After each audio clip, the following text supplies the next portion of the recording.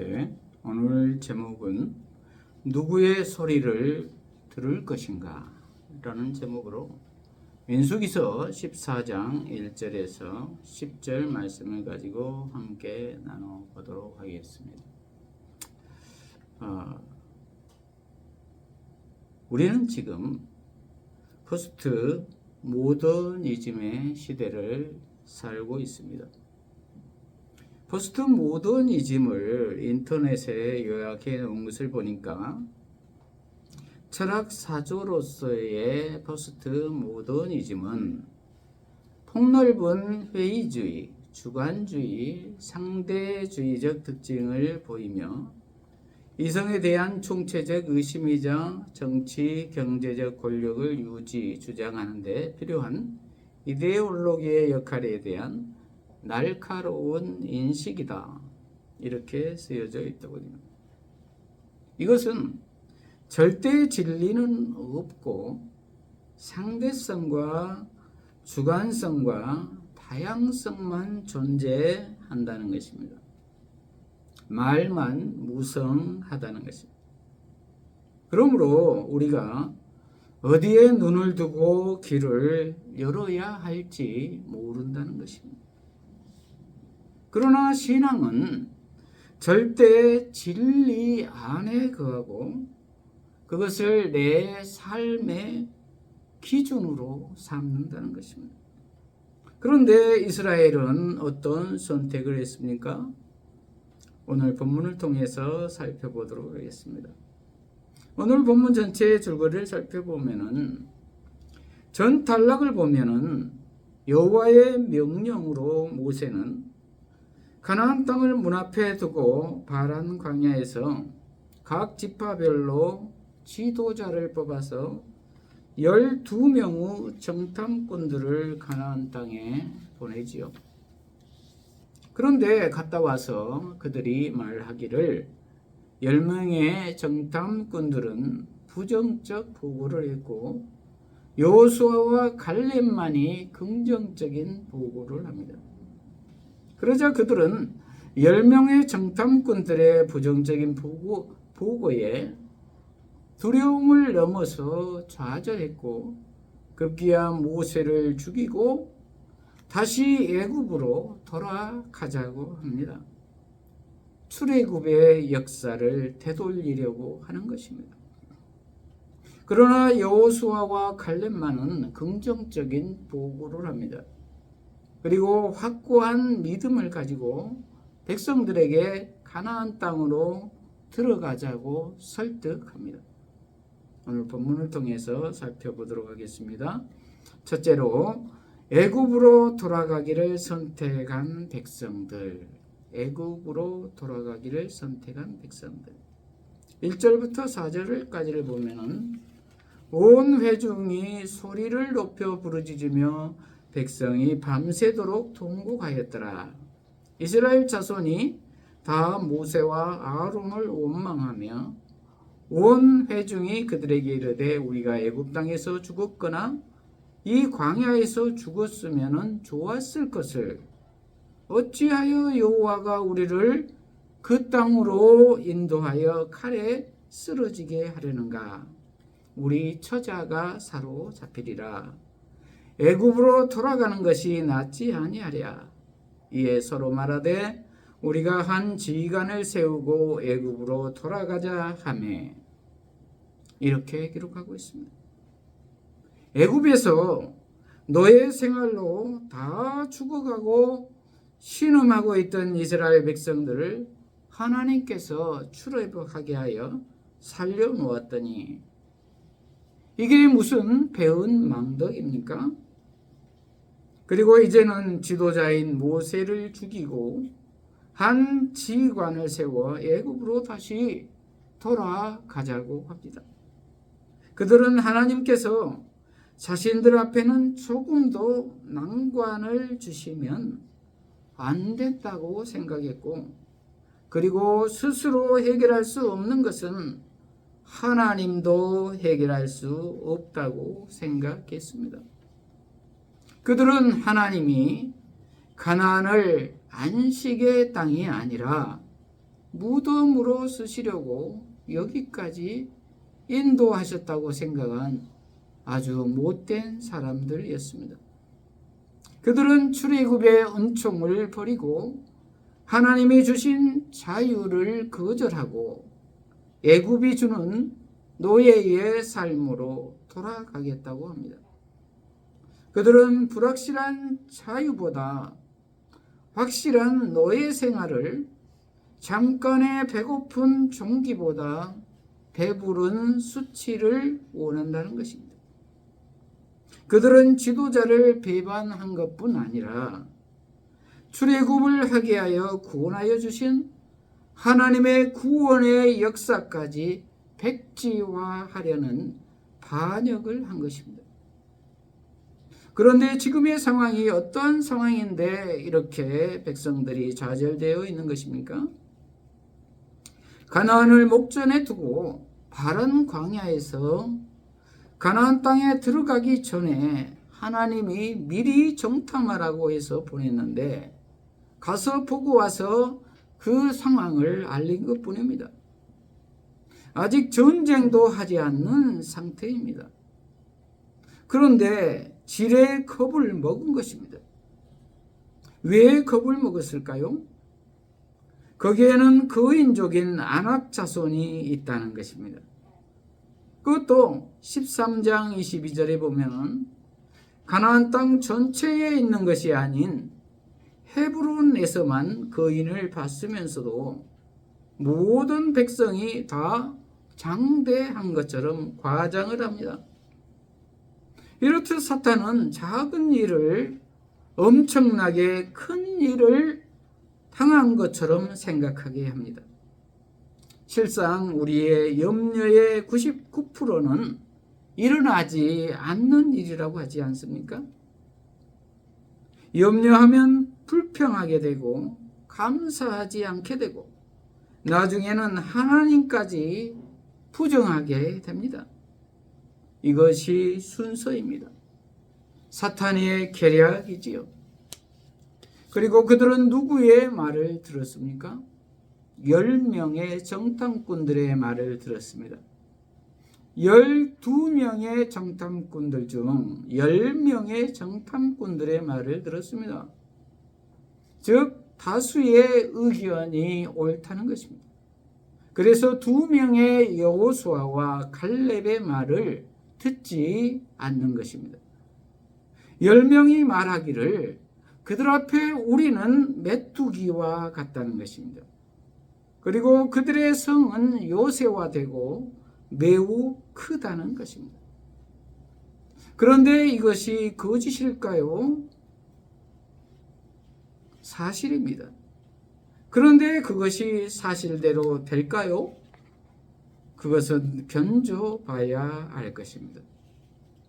그러므로 사실이 꼭 사실대로 되는 것은 아니다라는 것입니다.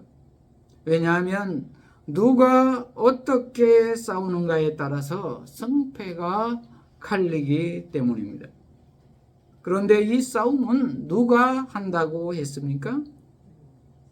하나님께서 싸우신다고 했습니다. 그러니 너는 가서 그냥 접수만 하라는 것입니다. 13장 1절에서 2절에 보면은 여호와께서 모세에게 말씀하여 이르시되 사람을 보내어 내가 이스라엘 자손에게 주는 가나안 땅을 정탐하게 하되 그들의 조상의 가문의 각 지파 중에서 지휘관된 자 한 사람씩 보내라. 이렇게 기록하고 있습니다. 내가 이스라엘 자손에게 주는 가나안 땅을 정탐하게 하되 그랬습니다. 하나님께서 주시기로 한 것입니다. 그런데 가기 전에 일단 정탐을 하라는 것입니다. 13장 17절에서 20절을 보면은 모세가 가나안 땅을 정탐하여 그들을 보내며 이르되 너희는 네겝길로 행하여 산지로 올라가서 그 땅이 어떠한지 정탐하라. 곧 그 땅 거민이 강한지 약한지 많은지 적은지와 그들이 사는 땅이 좋은지 나쁜지와 사는 성읍이 진영인지 산성인지와 토지가 비옥한지 메마른지 나무가 있는지 없는지를 담대하라. 또 그 땅의 실과를 가져오라 하니 그때는 포도가 처음 익을 즈음이었더라. 이렇게 기록하고 있습니다. 접수하기 전에 살피고 오라는 것이었습니다. 그리고 풍성한 과일도 함께 가져오라는 것입니다. 정복할 땅을 미리 맛보고 오라는 것입니다. 그래서 그들은 사실대로 와서 보고를 하지요.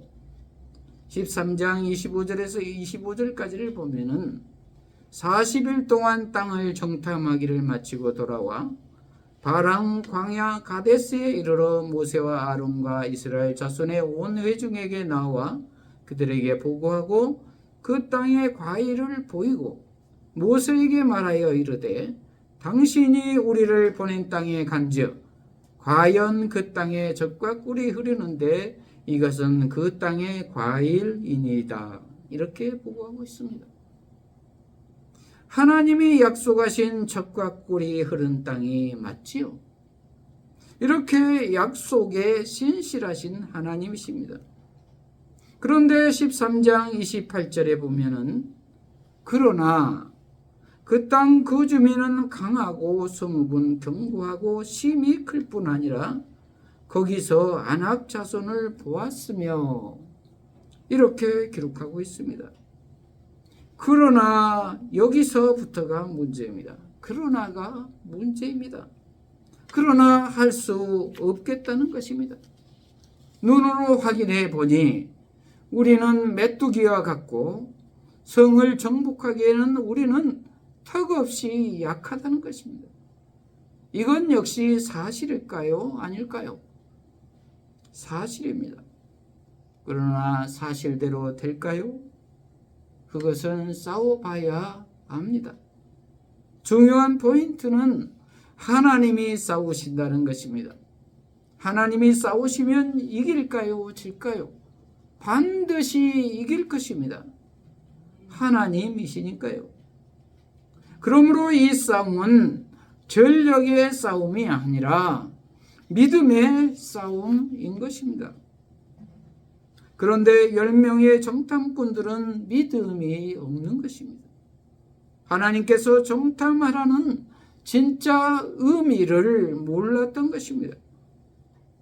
그러므로 우리들의 삶 속에서 확인해야 하는 모든 것들은 믿음의 눈으로 보면 하나님이 좋은 것으로 주시기 위한 것들로 가득 차 있습니다. 그것이 비록 어려운 환경과 예수님 때문에 애매하게 당하는 고난일지라도 말입니다. 그리고 미리 누리라는 것입니다. 그러므로 하나님의 의도를 분명히 알고 믿음으로 감사함으로 나가야 할 것입니다. 그러므로 크든 작든 나의 불평과 원망은 하나님의 선하신 역사들을 통째로 부정하는 일이 될 수 있음을 우리는 명심해야 할 것입니다. 저와 여러분은 어떻습니까? 믿음으로 바라보십니까? 아니면 눈에 보이는 사실대로만 보십니까? 믿음으로 보시기 바랍니다. 둘째로 기도하는 모세와 아론입니다. 기도하는 모세와 아론.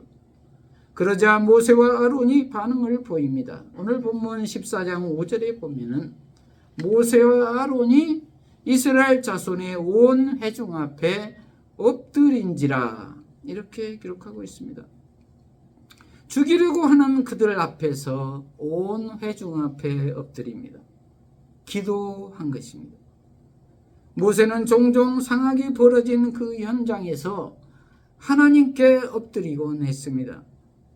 그것은 하나님 앞에 이스라엘의 불순종의 죄에 대해서 용서를 구하는 탄원의 의미가 있었을 것입니다. 출애굽기 34장 8절에서 9절에서도 시내산에서 두 번째 돌판을 받을 때에도 모세가 급히 땅에 엎드려 경배하며 말하기를 주님, 제가 주께 은총을 받았으면 온컨대 주께서 저희와 함께 가주시기 바랍니다. 이 백성이 목이 곧은 백성이지만 저희의 악과 저희의 죄를 용서하시고 저희를 주님의 유업으로 삼아 주소서. 이렇게 기도합니다. 그리고 16장에서도 고라 자손과 르벤 자손 등이 당을 짓고 반란을 회책했을 때에도 16장 4절을 보면은 모세는 즉시 엎드립니다. 아마도 지도자로서 백성들 앞에서 여호와 앞에 엎드렸다고 보아도 무방할 것 같습니다. 엄중한 상황 가운데에서 하나님이 개입하셔서 온전히 판단하시기를 기다리는 믿음의 태도입니다. 모세와 아론은 자신들이 어떤 수단으로도 백성들을 안정시킬 수 없다고 판단되는 현 시점에서 하나님의 개입하심이 상황을 정리하는 최선이라고 믿었던 것 같습니다. 저와 여러분도 하나님이 개입하시도록 이웃을 위해 기도해야 할 것입니다. 셋째로 여호와를 선택한 여호수아와 갈렙입니다.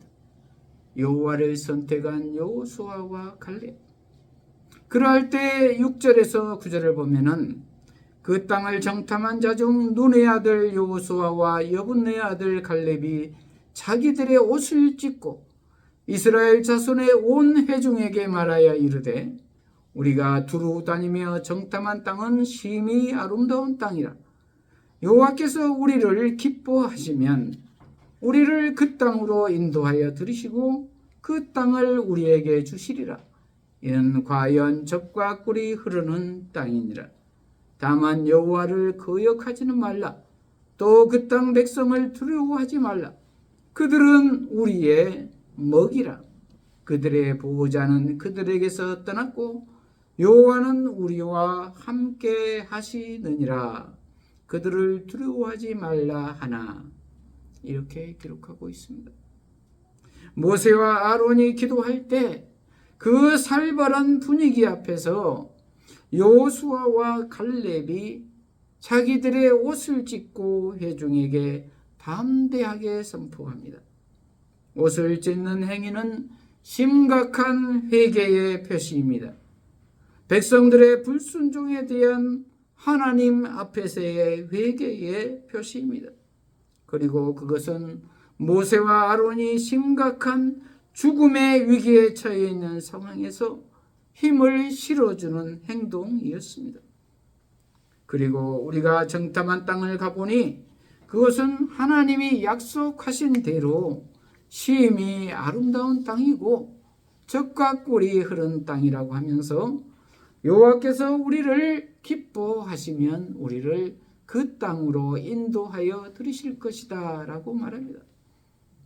여호와께서 우리를 기뻐하신다는 것은 여호와께서는 우리에게 믿음을 요구하신다는 것입니다.